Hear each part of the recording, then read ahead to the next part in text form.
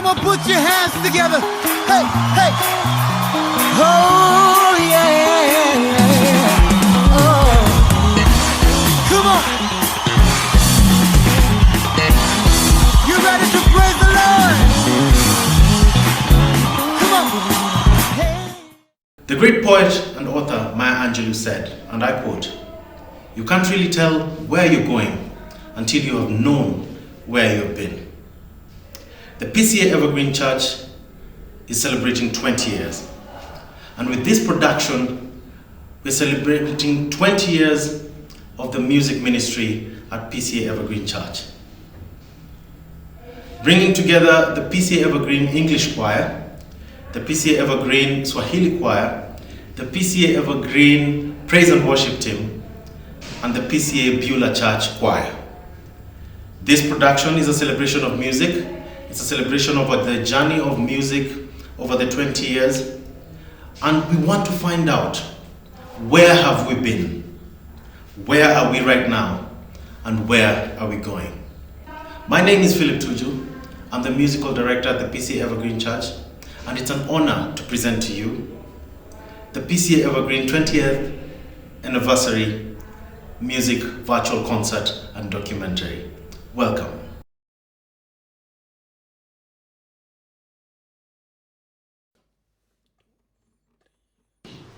So when it was ripe for God to start the Evergreen Church, which was around 2000,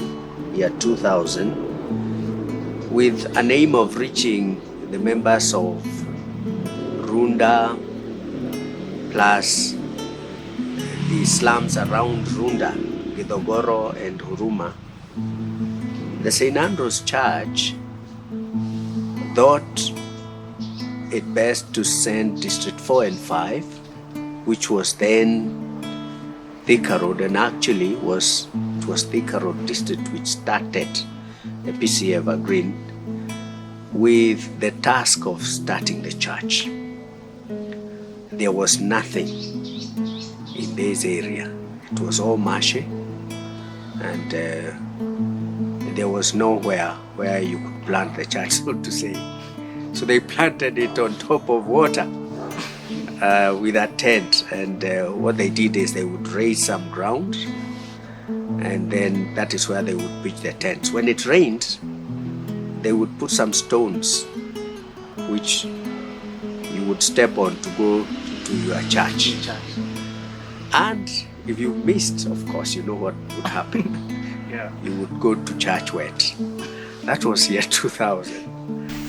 It started from nowhere, because there was, when we started the small church of probably around, the first time it was around 15 people, maximum 20, and we were preaching to each other. We came from a background, a church which had a very organized choir. In actual fact, it could have been one of the best choirs in Nairobi. So with that background, then you get some people from a district who are not choir members, who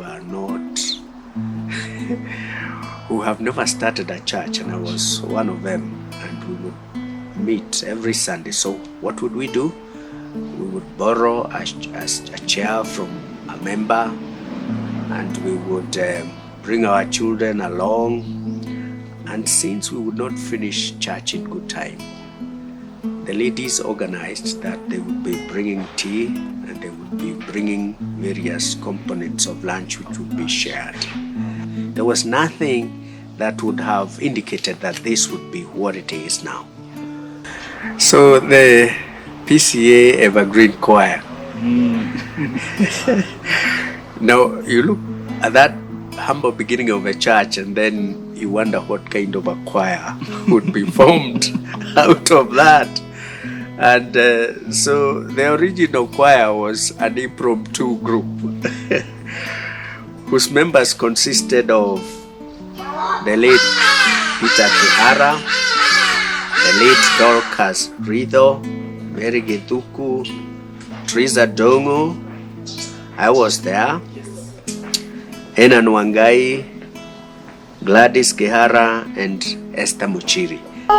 When we all get to heaven, what a day of rejoicing that will be. When we all see Jesus, we'll sing and shout the victory. Enjoy singing and listening to other people singing.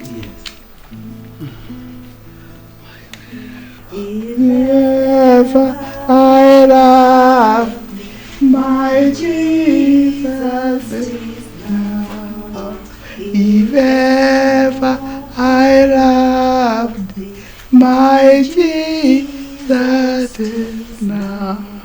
Do you want me to sing? I think we have enjoyed having our mothers around. We had mothers, we had fathers. Some are still with us, like Mrs. Mushiri. Others have gone to be with the Lord. They have been good mentors. We have learned a lot from them. They have disciplined us along the way, kept us in line when we were going out of line. Like Mrs. Mushiri was a disciplinarian. She would do it with a lot of love. When we all see Jesus, we'll sing and shout the victory.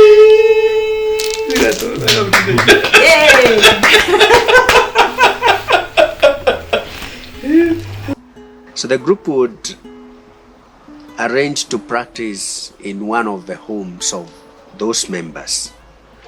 And many a time, they would be caught having not prepared and would have to stand in front of a church not knowing what they would present. And so one of the members, especially Mr. Kihara, would quickly think of a song from the hymnal, whether Swahili or English, whatever he would think of. And then he would tell the members in front, even as they are standing there, we are going to sing, whether it is Amazing Grace or whatever. and then the members would, there were no mobile phones then. Yeah, they would quickly have to refer to the hymnals, and some of them would have to share the hymnals.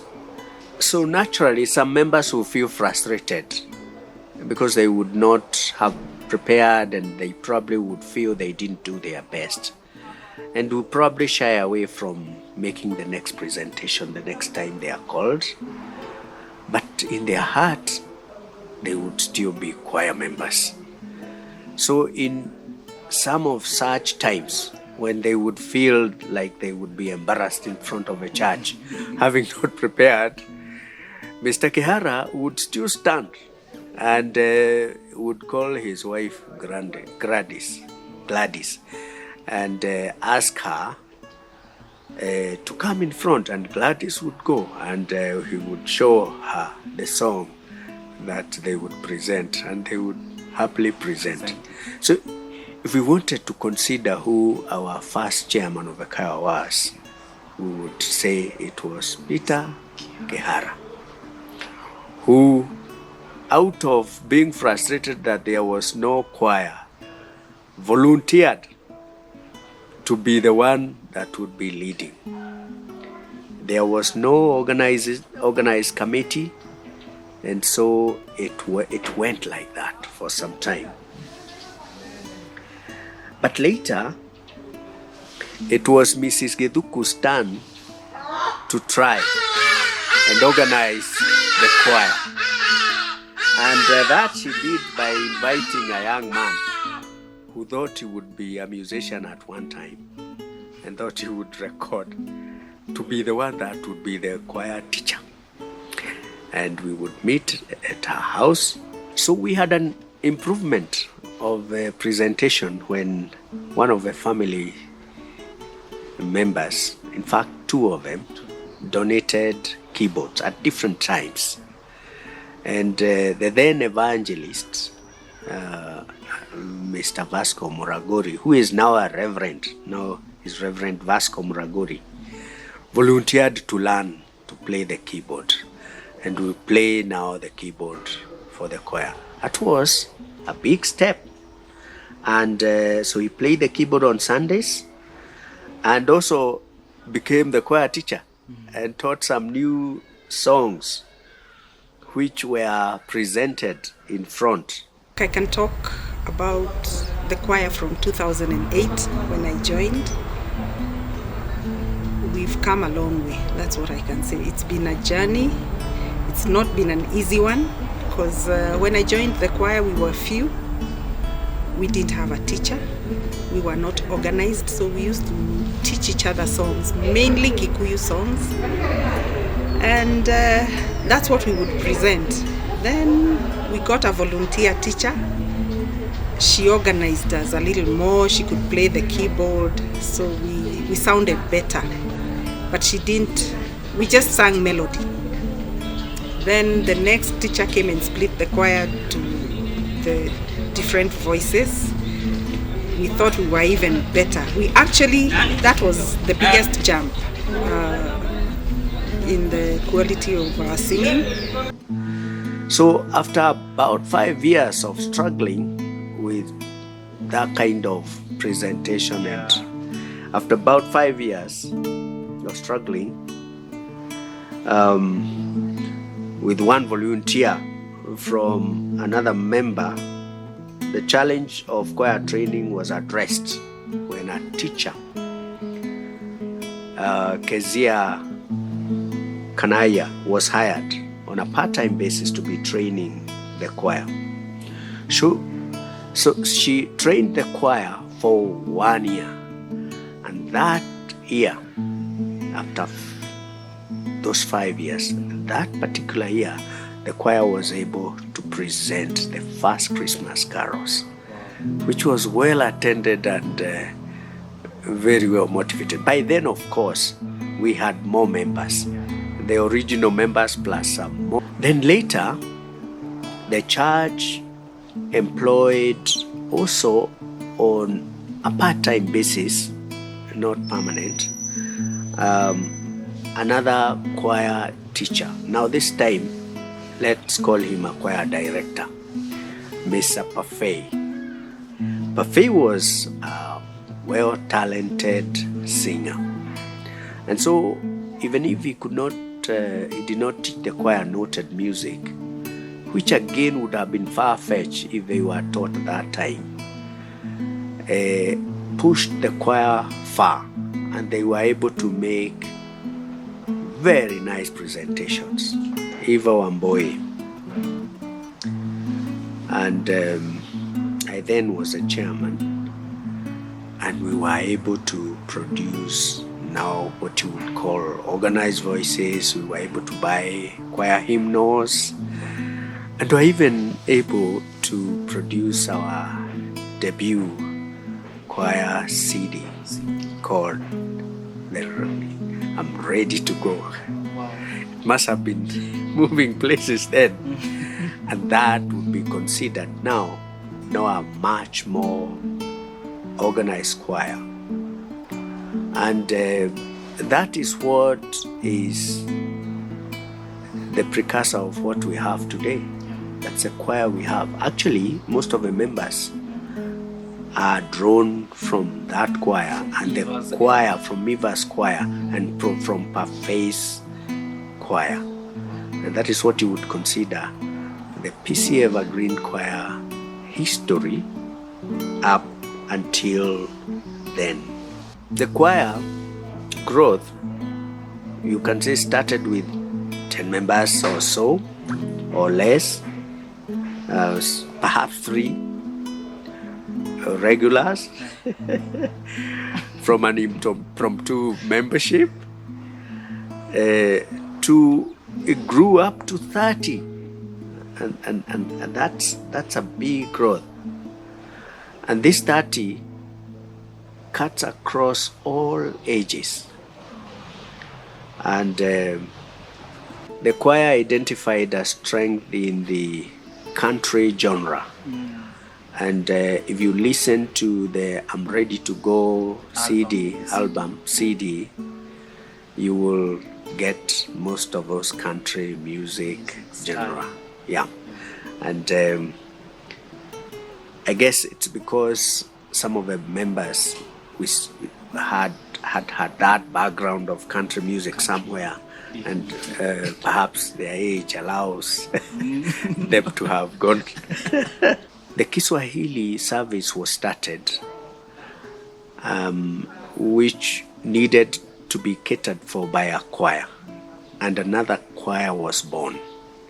The Kiswahili choir was started in year 2007. So the main mode of expression in the Kiswahili choir, therefore, was in the Kiswahili language, so that they can reach now the members that would be more comfortable with the Swahili as their language.